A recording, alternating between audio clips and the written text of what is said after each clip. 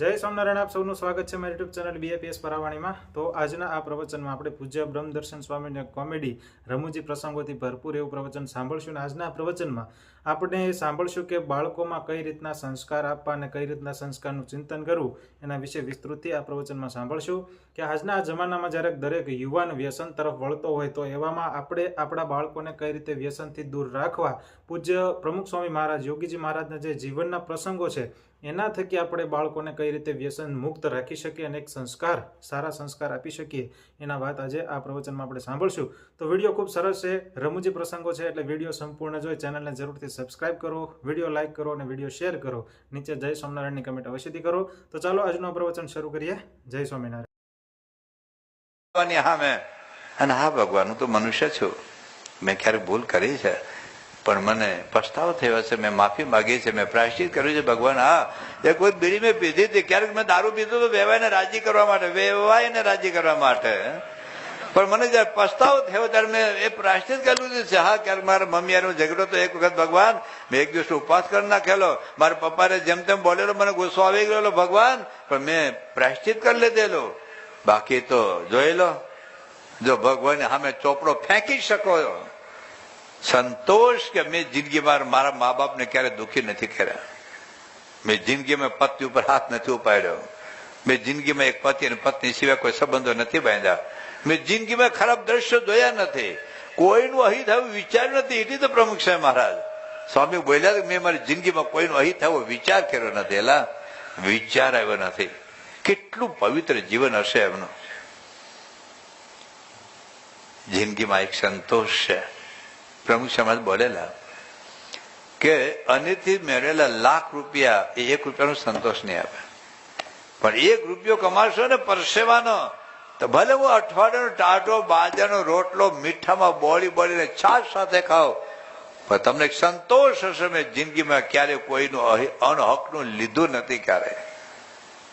એ સંતોષ છે ને અબજો રૂપિયાની મિલકત કરતા વધારે, બાકી કઈ સુખ આવે ને।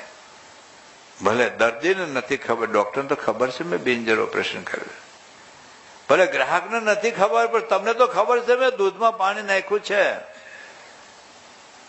આપણને તો ખબર છે ને આપણે અનિત્યના ધંધાની, આપણને તો ખબર નથી, પત્નીને ખબર, માની લો તમને નથી ખબર, કદાચ પતિને નથી ખબર, પત્નીને નથી ખબર, કદાચ મા બાપને નથી ખબર, શું તમને નથી ખબર તમારા ગર્લફ્રેન્ડની બર્થડેટમાં તમે દારૂ પીધેલો ભેગા થઈને?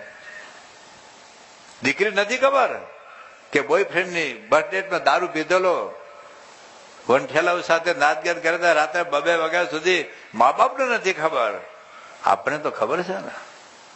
એ જિંદગીમાં ડંખા કરશે તમને જિંદગીમાં। હા, ભૂલ થાય પણ ખરી, કદાચ દારૂ પીવાય પણ ગયો, ઘટિત વર્તન થઈ પણ ગયું, તો એની હ્યુમન એક માનવ માત્ર ભૂલને પાત્ર છે, પણ ભૂલને સુધારવાનો મેં પ્રયાસ કર્યો છે। મેં મા બાપની માફી માંગી, મમ્મી આજે એક છોકરીને મારા પર ફોન આવ્યો તો મેં રિસ્પોન્સ આપ્યો તો કીધું મમ્મીને, એ છોકરીએ કીધું પપ્પાને, પપ્પા આજે એક વિધર્મી છોકરાને મારા પર SMS આવ્યો તો મને બગીચામાં બોલાવ્યો તો હું ગઈ હતી, કીધું? કેમ ના કીધું? છેલ્લી ક્ષણે ભાગી જાય છે ત્યાં સુધી મા બાપ તમને ખબર નથી હોતી। ખબર કેમ નથી હોતી? કે દીકરી સાથે તમે ફ્રેન્ડશીપ નથી કરી, દીકરા સાથે કોઈ મિત્રતા નથી બાંધી। બોલો, જિંદગીમાં છેલ્લી કયા દિવસે તમારા દીકરાને ખભા પર હાથ નાખીને બેઠા તો બેટા કેમ છે? પૂછ્યું છે ક્યારે? દીકરા ક્યારે રમ્યા છો? તમારે જોવાની યાર વાત, આ દાદા દાદીની વાત કરું છો, ધોળા વાળ વાળાને દીકરા વાળે રમ્યા છો ક્યારે? હું જાહેરમાં પૂછું, આ લોકો બધા ના પાડે, ટાઈમ જ ક્યાં છે દુકાન ચલાવવા સિવાય? દુકાન ચલાવ્યા રાખો, IPL જોયા કરો, તારક મહેતા ઊંધા ચશ્મા હવડા કર્યા કરો।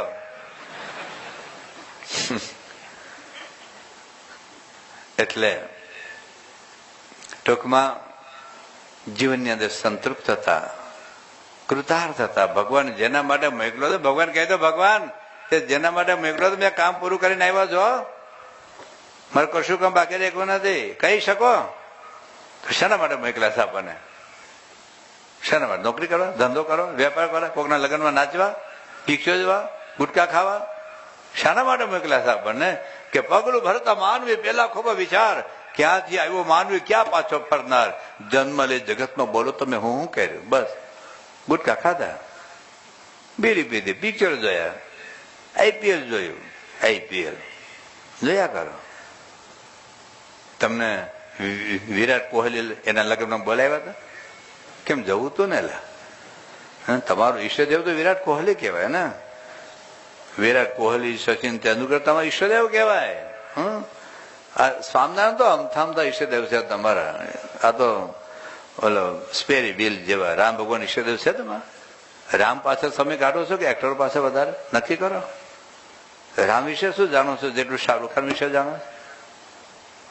એ લોકોને જોવા માટે જેટલા કલાકો કાઢ્યા છે એટલું આપણે કૃષ્ણ ભગવાનનું જીવન છે તે વાંચવાનો ટાઈમ કાઢ્યો? એટલો પ્રમુખ શાહનું જીવન છે તે વાંચવાનો ટાઈમ કાઢ્યો? અરે મોહનજો હમણાં નાનું પુસ્તક બહાર પડ્યું છે, વાંચવાનો ટાઈમ કાઢ્યો? છેલ્લા 1 વર્ષમાં સ્વામિનારાયણ પ્રકાશ બધા વાંચી નાખાસ. મોહનજો તો આફ્રિકા જેવા, યુરોપ જેવા, અમેરિકા જેવા બધા રિપોર્ટ આવે છે સ્વામિનારાયણ પ્રકાશમાં, પણ હિન્દુને ટાઈમ જ ક્યાં વાંચવાનો? સ્વામિનારાયણ પ્રકાશ તો સ્વામિનારાયણ વાળો ને આવે, તો ગુજરાત સમાચાર તમારા માતાજી નો આવે? ના, ખાલી પૂછું છું. સંદેશ શંકર ભગવાન આવે, દિવ્ય ભાસ્કર એ ઉમિયા માતા નો આવે. એ તો હવામાં ઉઠી છાપું વાંચે, પછી તો ટોયલેટ જાય, પછી પેશાબ આવે. હવાના પોરમાં તાજી ગટર બરફ નાખીને પી લે. તાજી ગટર. હવારમાં મા બાપને પગે લાગો, પૂજા કરો, ભાગવત ગીતા, રામાયણ વચનમાં વાંચો. ક્યાં ટાઈમ છે એમ પણ? એટલે જીવનમાં કૃતાર્થ હતા ભગવાન તે જેના માટે મોકલો તો કાર્યક્રમ આપણો પૂરો કરી દીધો છે. બસ કૃતાર્થતા, પૂર્ણતાનો અનુભવ થાય અને સાર્થકતા, બસ જેના માટે હું સાર્થક એવું મારું. હવે પૂછો દુનિયાના લોકોને, જીવનની ડિસેમ્બરે લોકો બળતા કરી છે ભાઈઓ.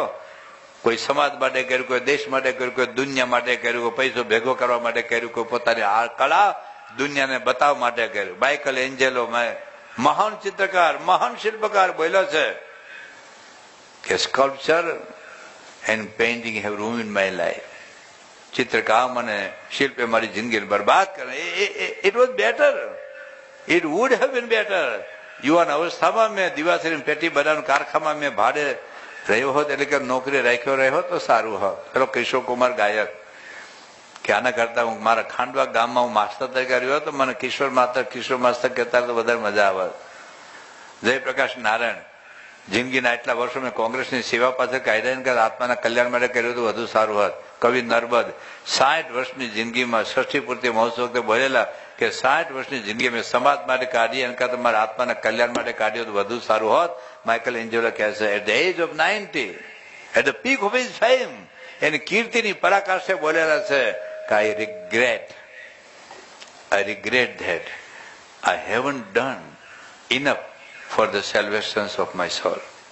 મેં આત્માના કલ્યાણ માટે કશું નથી. આવો પસ્તાવ મીરાબાઈ નથી થયો, આવો પસ્તાવ નરસિંહ મહેતા નથી થયો, આવો પસ્તાવો એ જાનબાઈ ને નથી થયો. છાના વેચનારી બાઈ, છાના થાપીને આજીવન વેચનારી બાઈ મહારાષ્ટ્રની, એને પસ્તાવ નથી થયો. તુકારામને પસ્તાવ નથી થયો. યોગી બાપાને થયો પસ્તાવ, પ્રમુશન થયો પસ્તાવ, જનરલ બાપાને થયો પસ્તાવ. એટલે ગાંધીજી બોલ્યા છે, હું નથી બોલતો, મારું મોરદું ચિત્તામાં ભડકે પડી રહ્યો છું. એટલે ગાંધીજી દેશ પાસે કશું લીધું નથી. એલા એને એક દાંતણ 3 દિવસ વાપરનાર, પોતરી પહેરનાર માણસ દેશ પાસેથી કશું લીધું નથી. પોતાની સમગ્ર જિંદગી દેશ માટે સમર્પિત કરી. ઘણું સારું કામ કર્યું, પણ સારું કરવાનું રહી ગયું વધારે. એટલે જીવન અંદર કે જીવન દરમિયાન સમતા, સ્થિરતા, સંતૃપ્તતા, કૃતાર્થતા, પૂર્ણતા, સાર્થકતા અને આ બધાના સરવાળ રૂપે જો શાંતિનો અનુભવ થાય તો મને જીવન જીવતા આવડે. પૂછ્યા માઇકલ જેક્સન, તમે જાણો છો ને 2000 એકરમાં ફાર્મ હાઉસ છે. 2000 એકરમાં હે મોટા મોટા જમ્બો જેટ પ્લેન છે, આવડા ને નાના રમકડા 5-5 રૂપિયાના. કરોડો ડોલર કમાયેલો, એક નાઇટના 200 કરોડ લેતો એ માણસ. ક્યારેક 2 કરોડ, ક્યારેક 20 કરોડ. અને એને લખ્યું છે ને આત્મકથામાં કે people know that they know me but they don't know, really they don't know. લોકો જાણતા છે કે માઇકલ જેક્સન ઓળખે છે, મારું નામ, મારી કીર્તિ, મારી પ્રતિષ્ઠા, મારી આવડતને ઓળખે છે, પણ અંદરમાં હું જે બળું છું, જે દુઃખી થાવ છું, ક્રાય, હું એકલો રડું છું. આખા અમેરિકામાં પછી વાક્ય સુધાર્યું, not in America but in the whole world. આખી દુનિયામાં મારા જેવો કોઈ દુઃખી માણસ નથી. અને છેવટે ગોળીઓ લઈને આત્મહત્યા કરી. તમે દુનિયા જોયા ભાઈઓ. એક સામાન્ય સૈનિકમાંથી ફ્રાન્સનો સમ્રાટ થયો એ નેપોલિયન. એ જોઈ આવજો, એનો રાજમહેલ જોઈ આવજો. મેં તો 2 વાર જોયો. જોઈ આવજો, સાદું થવું પડે જોવું. એની કબર ઉપર હોનું ઢાંક્યું છે, જાણે બહાર આવીને જોવા ન હોય એમ. પણ એ નેપોલિયન કે છે, એ કે છે, I have enough wealth to buy any comfort in the world. I can bring the whole world at my feet, yet I haven't seen 6 happy days in my life. મારી પાસે એટલો બધો પૈસો છે, કોઈ પણ વસ્તુ ખરીદી શકો. તમારે 4 બંગડીવાળી ગાડી લેવાની ઈચ્છા તો હોય, બેન નો લઈ દે તો તમારે તો લેવી જ પડે. તો 4 બંગડીવાળી ગાડી તમારે લેવાની ઈચ્છા તો હોય, પણ ફદિયા જોઈએ ને. હા, પૈસા જોઈએ ને ભાઈ. એ કહે છે હું દુનિયાની કોઈ પણ વસ્તુ ખરીદી શકું, એટલો પૈસો છે મારી પાસે. એટલું જ ના કે દુનિયાને મારા પગની એડી નીચે દબાવી શકું. હવે તમારો દીકરો દબાતો નથી, એટલે દીકરી તમારું માનતી નથી આખી દુનિયાને, તો ક્યાં વાત છે. But I haven't scene 6 happy days in my life. મેં મારી જિંદગીમાં સુખના દિવસો જોયા. હવે આ બાજુ યોગી બાપાને જો. યોગી બાપા કે 50 વર્ષથી એક દારૂ સુખ આવેલું આવે. 50 વર્ષે એલા આટલો માર ખાધો, આટલું અપમાન સહન કર્યું. યોગી બાપા કે 17 રોગ લઈને ફરું છું, 17 રોગ લઈને ફરું છું. અને આટલી અગવડ 2 મણ વજન લઈને નિર્જળા ઉપવાસમાં યોગી બાબા કે 14 ગાવ આવેલા છે. એ મજા, શું આનંદ, શું સુખ. હવે આમાં શું સુખ આવે કહો. યોગી બાપાને એમને પ્રાગટ્ય દિન નથી ઉજવાતા ભાઈ. આપણે ઉજવે આમ તો ટપકીને હું કર્યું બીરીને ઠૂઠા પીધા છે. બાજુ મારો બર્થડે છે, હારો બર્થડે છે, ઉજવો. પણ પ્રમુખ સાહેબ મહારાજને પૂછ્યું કે અશાંતિ, કોઈ અફસોસ કે જિંદગીમાં નહીં. તો મન સમજ મુક્તો જોજો, એમ અખંડ આમ અંતરમાં કઈક આમ સુખ માણતા ને બેઠા બેઠા આમ મલકાતા હોય ને અંદરથી. એમને શરીરમાં રોગ છે, એમને પ્રશ્ન છે, પણ કેટલી શાંતિનો અનુભવ. કોઈ રાજા મહારાજા હોય ને આવી શાંતિ નહીં હોય લોકો પાસે. એટલે આ સાચું જીવન છે. આપણે 3 મુખ્ય બાબતો જોઈ. જીવનમાં ચારિત્ર્ય અને સદગુણના જો આપણે વિકાસ કરી શકીએ તો માનજો કે આપણે સાચું જીવન જીવતા આવડે છે. બીજું, આપણે જે જુદા જુદા રોલ ભજવાના છે, દીકરા તરીકે, દીકરી તરીકે, ભાઈ તરીકે, બેન તરીકે, પતિ તરીકે, પત્ની તરીકે, પિતા તરીકે, માતા તરીકે, આ દેશના એક નાગરિક તરીકે, એક હિન્દુ તરીકે જો આપણે રોલ ભજવી શકીએ સાચા અર્થમાં, તો માનજો કે મને જીવન જીવતા આવડે છે.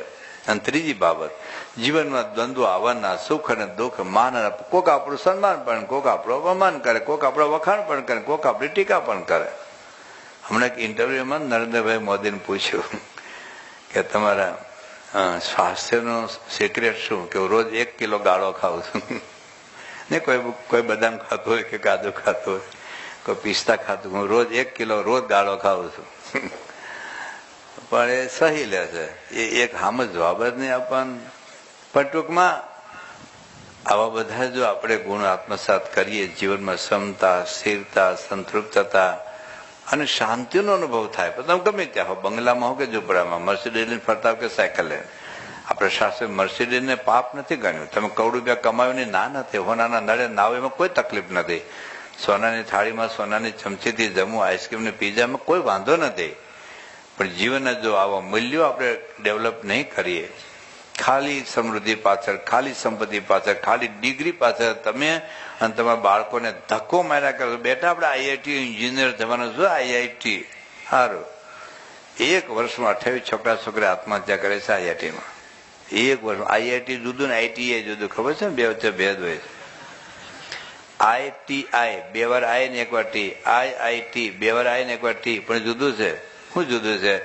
આઈટીઆઈમાં ટી વચ્ચે છે અને આઈઆઈટીમાં ટી પાછળ છે, બરાબર ને? વચ્ચેનો ટી ઊંચીને આ બાજુ મૂકવું હોય ને તો મોટા ભાઈ જિંદગી બદલવી પડે. રાત્રે 2 કલાક લવલી વાતો કરતા ના આવે આઈઆઈટીમાં એડમિશન. મામાની દુકાન છે, અંદર ઘૂસી જવાય. ગયા વર્ષે 12 લાખ વિદ્યાર્થીનીઓએ એક્ઝામ આપી આઈઆઈટીમાં, એમાં 8,000 લીધા. આ 12 લાખમાંથી 8,000 લીધા. હવે એ આઈઆઈટીમાં એડમિશન મળે, મા બાપને કેટલું ગૌરવ હોય. પણ 1 વર્ષમાં 28 છોકરા છોકરીઓ આત્મહત્યા કરી IITમાં. જીવનમાં સ્થિરતા હોવી ને એ મને હલે પણ મન ન હલે.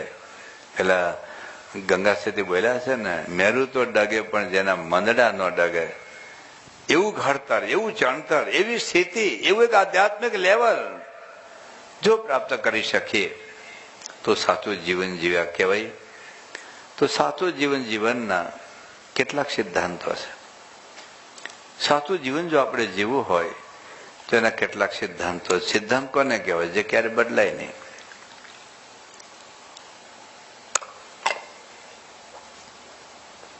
હું બધાને પ્રશ્ન પૂછું, બધા જોરથી એકી સાથે બોલજો. 2 ને 2 કેટલા થાય? જોરથી બોલો, જોરથી બોલો.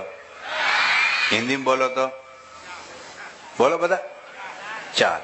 અંગ્રેજીમાં બોલો તો 4. પણ થાય તો 4 જ ને. આ તો શબ્દો બદલાય પણ થાય કેટલા? 4.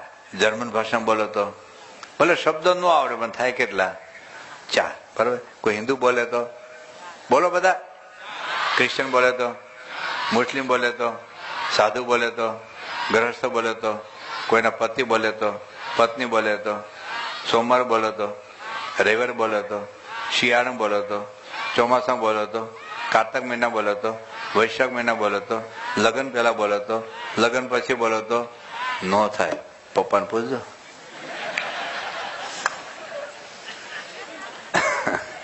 લગ્ન પછી એ કે એટલા થાય. એ કે હારા લાવ ચા.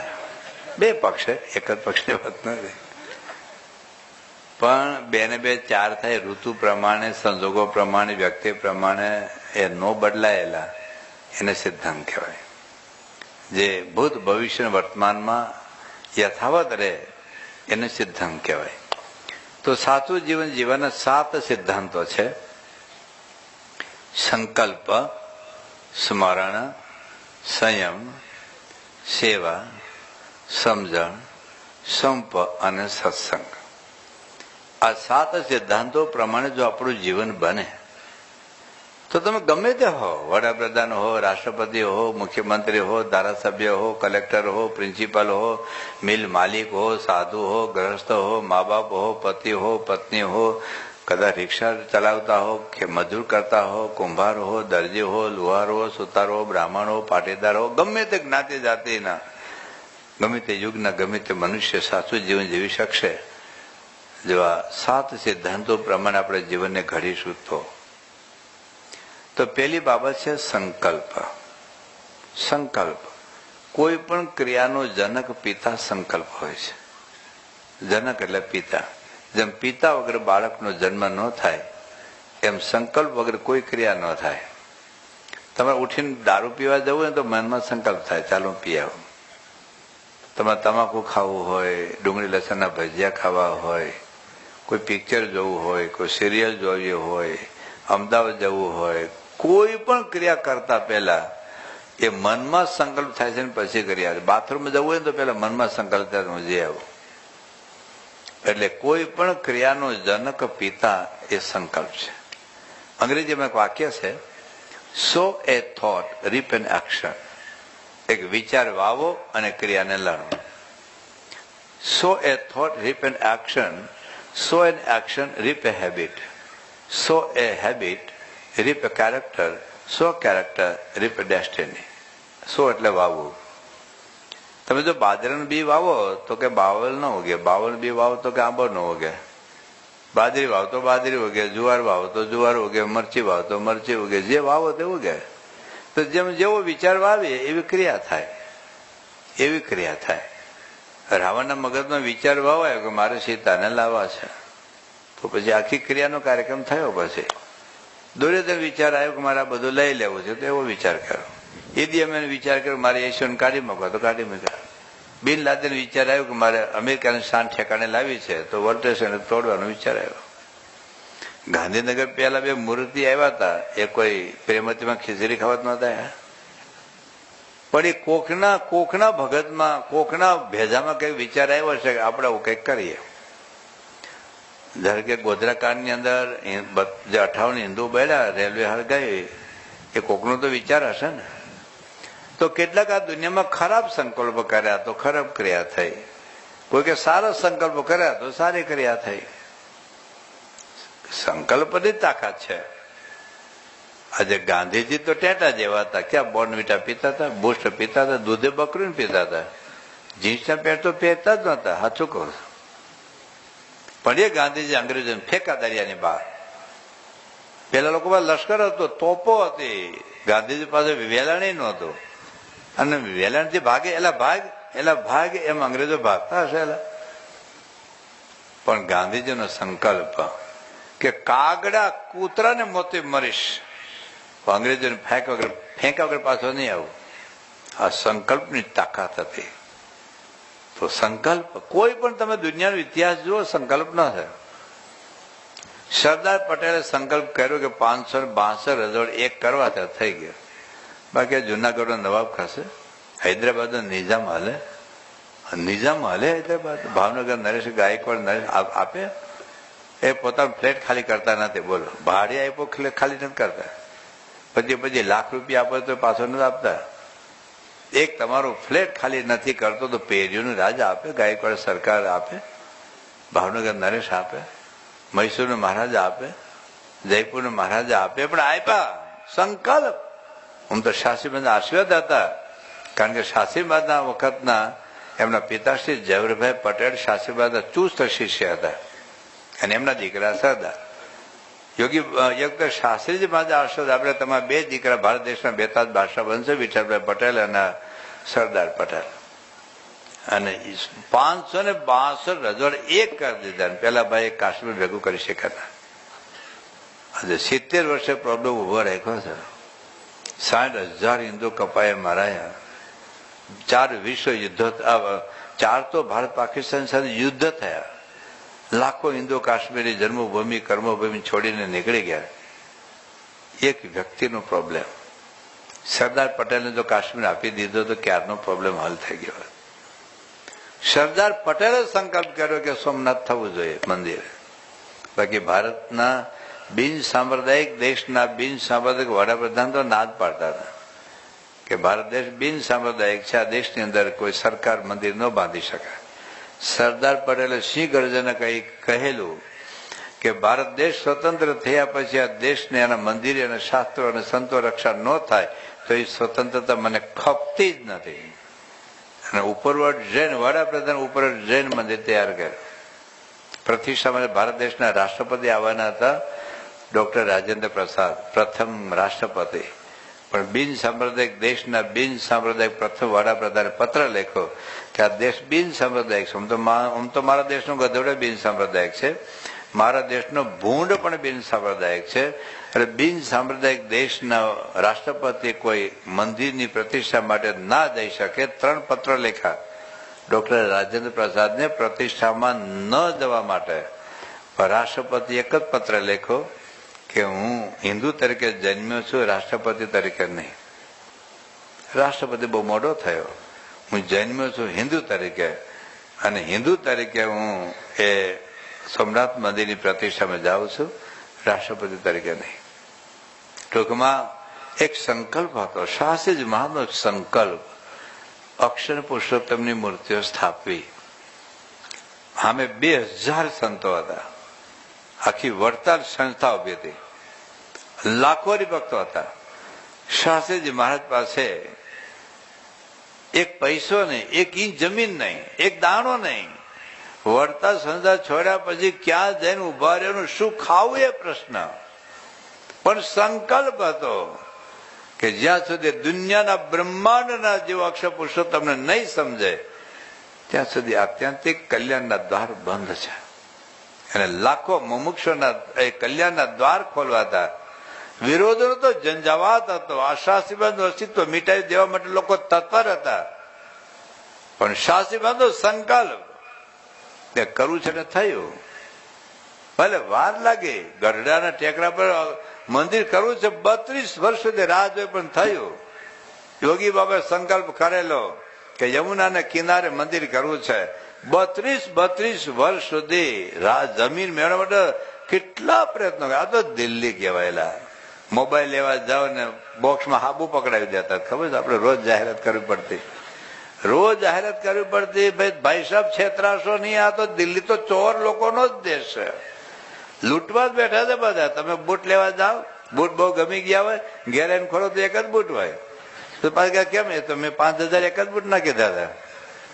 એ દિલ્હી છે, પણ દિલ્હીમાં 32 વર્ષ સુધી રાહ જોઈ, 32 વર્ષ સુધી નિષ્ફળતા હતી, પણ પ્રમુખ ન મૂકી દીધું. ના જે જોઈ લો, સંકલ્પ જ્યાં જ્યાં યોગી બાપાએ સંકલ્પ કર્યા, જ્યાં જ્યાં પ્રમુખ છે મહાદેવ સંકલ્પ કર્યા,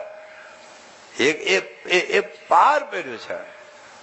એટલે સંકલ્પ એ તમે જોજો દુનિયાનો ઇતિહાસ. એક આંધોડો એવરેસ્ટ ઉપર જે આવ્યો, આ આંધોડો એલા એવરેસ્ટ 11 ફૂટ ઊંચો, એના મામાએ લિફ્ટ મૂકીશ, એટલે એવરેસ્ટ આંધળો જે આવ્યો એટલે ગયો મારે. જેને જેને જિંદગીમાં સંકલ્પ કર્યા છે ને, vote to change my life.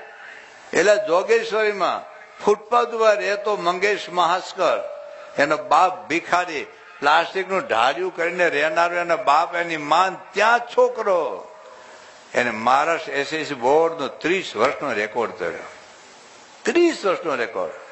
અત્યારે આઈઆઈટી એન્જિનિયર છે. તમને શું લાગે ખબર? મારા છોકરા છોકરી મોંઘી સ્કૂલમાં ભણે ને, મોંઘી સ્કૂલમાં તો વધુ સ્માર્ટ બને, સ્માર્ટ. એક સુરતના ગરીબભક્તનો ફોન આવ્યો મારા પર, એ બહુ કેપથી બોલતા, સ્વામી મેં મારી સ્કૂલ મારા છોકરાને પ્લે હાઉસમાં મોકલ્યા, પ્લે હાઉસમાં એટલે રમાડવાનું. મેં કે કેટલો છોકરો છે? કે 2.5 વર્ષનો. મેં કે સ્કૂલમાં કેટલી વાર જવાનું? કે 3 કલાક. મેં કે લોકો ખવડાવે ના? કે ખવડાવે પીવડા ને પાણી આપે ને, એ નળ મૂકી રાખેલા હોય. ફી કેટલી? કે 2,65,000. એટલે 2,65,000 ફી.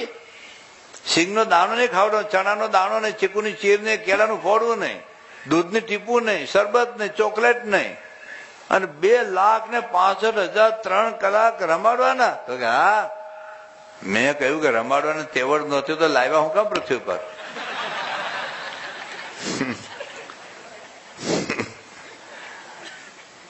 અબ્દુલ કલામ કઈ મોંઘી સ્કૂલમાં ભણેલા? તપાસ કરી આવો. પણ વાત એટલી છે કે સંકલ્પ કરેલો કે I want to change my life, એટલે ફૂટપાથ ઉપર રહેતો કેટલા 30 વર્ષનો રેકોર્ડ તેડો મહારાષ્ટ્ર એસએસસી બોર્ડનો 97% જેટલા. હમણાં અમદાવાદમાં એક ગરીબ બેન, એટલે પતિ તો દારૂમાં મૃત્યુ પામેલો હશે, પણ એ પેલો તમે જોયા છે ઉકાળામાં પેલા કાગળ વીણતા બેનોને, કોથળો લઈને ઉકાળામાં, ગંદકીમાં, ગટરમાં હાથ નાખી નાખીને કાગળ ભેગા કરે. રોજને લગભગ 10,000 ની આવક હશે, રોજની લગભગ 5,000 ની આવક હોય, રોજ 1000 તો હશે. કે એ બાઈ એના છોકરાને એમડી ડોક્ટર બનાવે જામનગર. સંકલ્પ કરો અને સંકલ્પનું બી નાખો બેટાઓમાં, બેટીઓમાં. એટલે જેને જેને સંકલ્પ કર્યો એ કાર્ય પાર પાડ્યું છે. મોહન સાહેબ આજે સંકલ્પ કર્યો કે આપણે બધા ખંડમાં શિખરબદ્ધ મંદિર રહ્યા છે, આપણે ઓસ્ટ્રેલિયામાં કરવું, અને થાય છે. ત્યાં જમીન મળી ગઈ. હા, જો આ દુબઈ અબુધાબી ત્યાં મુસ્લિમ દેશોમાં જમીન મળે. સ્વામીનો સંકલ્પ હતો, પણ વળી ત્યાંના રાજાએ આમેથી જમીન આપી 13.5 એકર, અને રાજ્ય તરફથી સહી સિક્કા સહી જમીન આપી છે. એક ભવ્ય હિન્દુ મંદિર, શિખરબદ્ધ મંદિર થશે ત્યાં. એટલે સંકલ્પ કરો આપણે. હવે આપણે કઈ એવરેસ્ટ જવાનો સંકલ્પ કરવો નથી. આપણે કઈ સમુદ્રમાં આ બાજુ ફ્રાન્સ, આ બાજુ ઇંગ્લેન્ડ, નીચે ટનલ કાઢીશ. નીચે એક ટ્રેન આવે ને એક ટ્રેન જાય. સમુદ્રનું પાણી કેટલું, એલા એનું વજન કેટલું, અને એ પાણી સાથે નીચે બોગદું ગાળવાનું. અને આ બાજુ ફ્રાન્સ ને આ બાજુ ઇંગ્લેન્ડ, આમ બે અંદરથી ગાળતા ગાળતા ગાળતા ગાળતા આવ્યો ને પિન પોઈન્ટ ભેગા હો. આપણે તો આમ જાય આમ, અને એક ટીપું પાણી પડતો નથી. હું ટ્રેનમાં બેસી આવ્યો. આપણે તો મકાન બાંધ્યું હોય ને અને અગાસી હોય ને, ચોમાસામાં, પેલા ચોમાસામાં તો નીચે ડોલ જ મૂકવી પડે, ધધોડા જ પડે. પણ જેને જેને સંકલ્પ કર્યો ને, લોકો રાઈટ બ્રધર ને પાગલ માનતા હતા. એટલે આકાશમાં ઉડાય તો ઉડાય. તમને કદાચ 10મા ધોરણ કોઈ છોકરા ભણતા હોય, અરુણિમા સિંહાનો એક પાઠ આવે છે. એક લખનૌ બાજુના ગામડાની છોકરી, સાંભળજો. હવે બહુ ગરીબ કુટુંબ, LLB થઈ ગયેલા, પણ એને કોઈ જોબ નહોતી મળતી. ઇન્ટરવ્યુ આપવા માટે દિલ્હીમાં જતા હતા રાત્રે ટ્રેનમાં એ બેન. અને તો યુપીમાં તો બહુ પવિત્ર રાજ્ય, એટલે ગુંડાઓ બધા 4-5 ભેગા થયા રાતે. અંધાર આખો ડબ્બો ભરેલો હતો. કારણ ગરીબ છોકરી હતી એટલે કઈ વીઆઈપીમાં કે રિઝર્વેશન તો ન કરાયું, જમ્પિંગમાં બેઠા હોય તો 4-5 ગુંડાઓ આવ્યા અને ચેન આંચકે, એનું પર્સ હોય પર્સ એ આંચકે, પણ એ ના આપે. એટલે એ આખી છોકરીને ખેંચીને લઈ ગયા બહાર. આખો ડબ્બો ભરેલો હતો, પણ કોઈ એ ગુંડાઓથી આ છોકરીની રક્ષા ન કરી. અને એ છોકરીને ચાલુ ટ્રેનમાં ધક્કો માર્યો એટલે એ છોકરી પડી. હા, મેં બીજા 2 ટ્રેક હતા ગાડીના, એમાં પડીને એમાં એક પગ આવી ગયો. એ જ વખતે ટ્રેન પસાર થઈ, તેનો પગ કપાઈ ગયો, ડાબો પગ કપાઈ ગયો ગોઠણથી. અને તો ચીસિયાર નાખે પછી તો બેભાન થઈ ગયું, કોણ એને સાંભળે. અંતરિયાળી જગ્યા. અને સવાર સુધીમાં 2 રેલવેના ફાટક ઉપર 49 ટ્રેન પસાર થઈ આવતા જતા. 49 એ ટાઈમ વાઇઝ એ લોકોએ જોયું. પછી સવારે આજુબાજુ ઝૂંપડાવાળા ટોયલેટ જેવા ક્યાં આવે રેલવેના પાટે, એના કાર્યક્રમ જોયો. ગામના લોકોને બોલાવી લાવ્યા. હું તો બેભાન હતી પણ જીવતી હતી. છોકરી હોસ્પિટલ પગ કાપી નાખવો પડ્યો, નહીં તો આખો પગ જાત. પણ હવે એ હોસ્પિટલમાં એનેસ્થેસિયા જ નહીં, પણ તોય એને પગ કાપ્યો. પણ યુપીમાં ચર્ચા શરૂ થઈ કે આ છોકરીને ટિકિટ નહીં લીધી હોય, એટલે ટીટી આવ્યું એટલે બચવા માટે ભાગીને એમાં પડી. છોકરીને ખબર પડી, એને કીધું કે ભાઈ મેં તો ટિકિટ લીધી છે ને લખનૌમાં CCTV જુઓ, મેં ટિકિટ લીધી છે, હું ચોર નથી.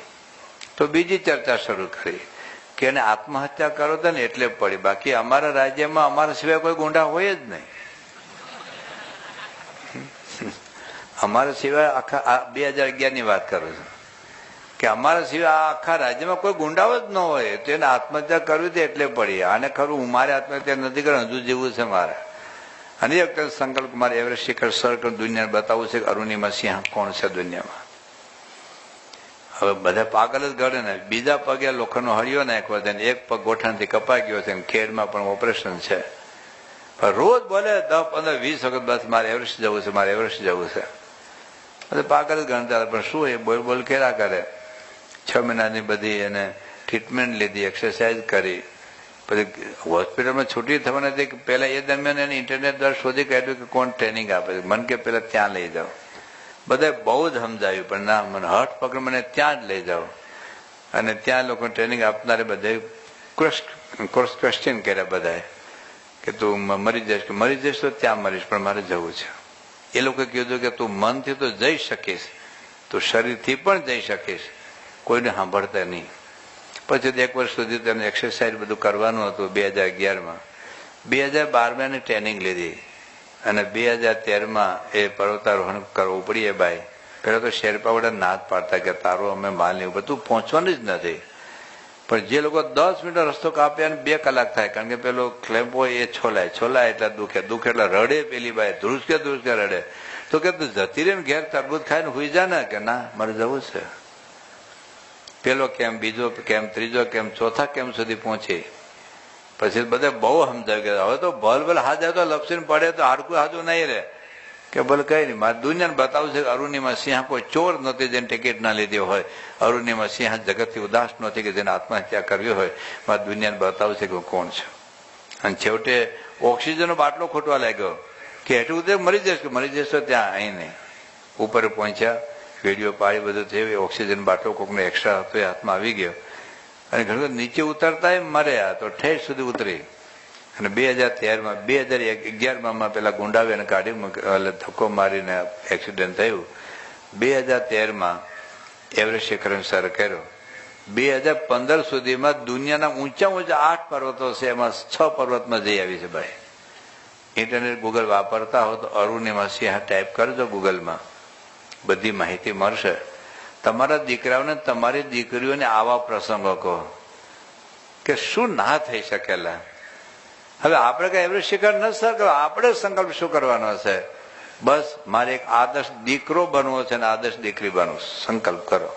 બી the best son, be the best daughter, be the best brother be the best sister, be the best husband, be the best wife, be the best father, be the best mother. જે કઈ role ભજવાના છે સાસુ તરીકે, વહુ તરીકે, અમારા સાધુ તરીકે, તમે ગ્રસ્ત તરીકે, મારે બી ધ બેસ્ટ સત્સંગી, મારે વિચાર બી ધ બેસ્ટ સાધુ.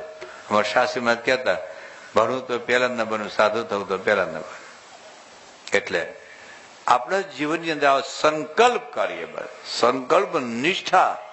સંકલ્પ તો ઘણા કરે મારે ડોક્ટર થવું છે, પણ 4-5 વર્ષ પછી રિક્ષા ચલાવતો કે કેમ ડોક્ટર થવું હતું ને કે ટકા નો આવ્યો, ટકા કે વેચાતા મળે બજારમાં. એટલે ટૂંકમાં જે કરીશું ને કઈક સંકલ્પ તો કરો. એલા તો આજે બધા જ સંકલ્પ કરજો કે મારે આદર્શ મા બાપ બનવું છે. એક હમણાં એક છોકરાની સગાઈ થઈ, પરમ પૂજ્ય મહંત સ્વામી પત્ર લખી આપ્યો, એમ આ વાત લખી, બી the best husband, B the best wife. એક હસબન્ડ તરીકે, પતિ તરીકે આપણે સફળ છીએ, પત્ની તરીકે આપણે સફળ છીએ એ નથી. તમે જોજો અત્યારે છાસવા છૂટા થયા. આ બધા ધોળા વાળ છે, કોઈ જોવા જ નહોતા ગયા, એના મા બાપે ગોઠવી દીધેલું. લગ્ન ને માંડવે લાજ કાઢીને આવ્યા હતા, ત્યારે કઈ બરાબર દેખાતું નહોતું. અને રિસેપ્શન તો હતું જ ને, પૂછો ધોળા વાળે કોઈનું થયું રિસેપ્શન? હું કામ એટલા બધા વહેલા આવ્યા? અત્યારે આવ્યા હોત ને તો રિસેપ્શન થાત મસ્ત, હલો રિસેપ્શન. પણ તું આખી જિંદગી ભેગા રહ્યા. અત્યારે છોકરો હો છોકરી જોવે, છોકરી હો છોકરા જ જોવે. પછી માંડ સિલેક્શન થાય, સિલેક્શન. પછી લગ્ન પહેલા લવલી વાતો થાય, ભેગા ફરવા જાય, રખડવા જાય, આઈસ્ક્રીમ ખાવા જાય, સોફ્ટ ડ્રિંક્સ પીવા જાય. પછી એમાં લગ્ન થાય ડીજે સાથે, ડીજે. અને પાછું રિસેપ્શન થાય અને અઠવાડિયે નોખા થાય. હવે બે માંથી વિડીયો રાખે કોણ?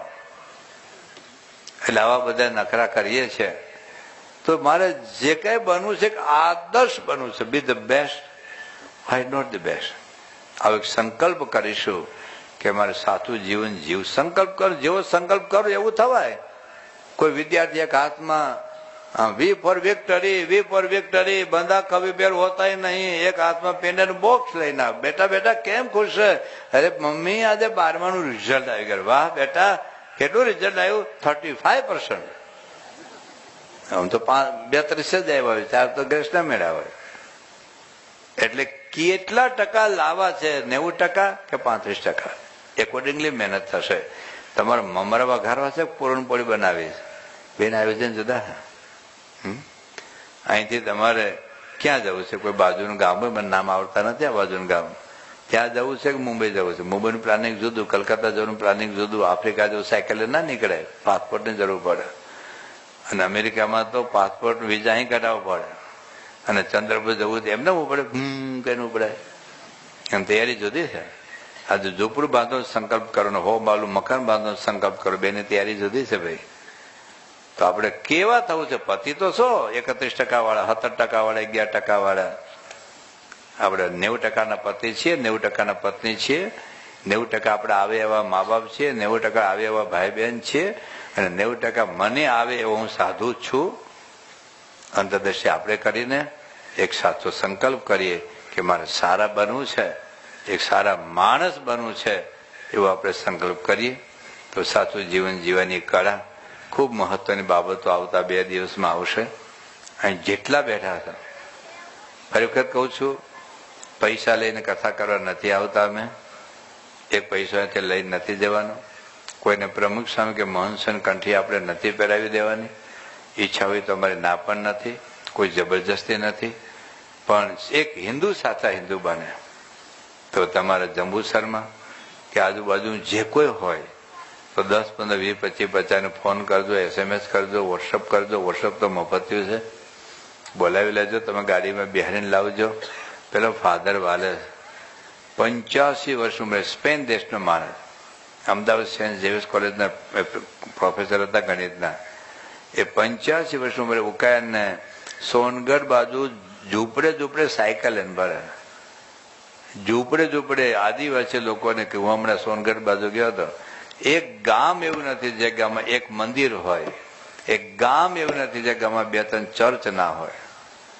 જિંદગીઓ કાઢી નાખી છે લોકોએ. એમનો પ્રચાર ન થતો ભાઈઓ. ઈસુ મૃત્યુ પામે ત્યારે 12 શિષ્યો હતા, અત્યારે 2.5 અબજ છે. એમને ન થતું. આપણે તો આપણો દીકરો કે દીકરી. તો જોઈને ભક્તો આજના પ્રવચનમાં પૂજ્ય સ્વામીએ વ્યસન મુક્ત આપણે કઈ રીતે આપણા બાળકને પણ રાખવું અને દરેક મા બાપની ફરજ છે કે બાળકની સામે પણ મા બાપે વ્યસન મુક્ત રહેવું, તો જ એક સારા ઘર પરિવારની અંદર સારા સંસ્કારનું ચિંતન થાય. એ વાત આજે આ પ્રવચનમાં આપણે શીખ્યા. ઘણી બધી ડિગ્રીઓ આપણે વારસામાં, ઘણી બધી સંપત્તિઓ આપવાથી કોઈ પણ ફાયદો થતો નથી, પરંતુ એક સારા સંસ્કાર આપવાથી બાળકનું એક ભવિષ્ય ઉજ્જવળ બની શકે છે.